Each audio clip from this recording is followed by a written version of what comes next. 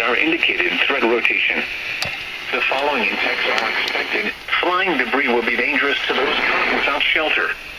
Mobile homes will be damaged or destroyed. Damaged roofs, windows, and vehicles will occur. Tree damage is likely. Locations impacted include Norman, Stella, Northern Lakes, Tornado warning again. Take cover now. Move to a storm shelter, safe room, or an interior room on the lowest floor of a sturdy building. Avoid windows.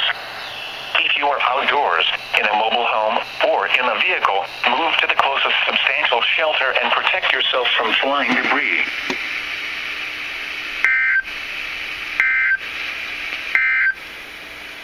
The severe thunderstorm warning for eastern Stevens and southwestern Potawatomi counties is canceled. The storms which prompted the warning have moved out of the warned area. Therefore, the warning has been canceled. The severe thunderstorm warning for eastern Stevens and southwestern Potawatomi counties is canceled. The storms which prompted the warning have moved out of the warned area. Therefore, the warning has been canceled. A severe thunderstorm warning remains in effect until 9:15 p.m. Central Daylight Time for Garvin, East Central Grady, Northern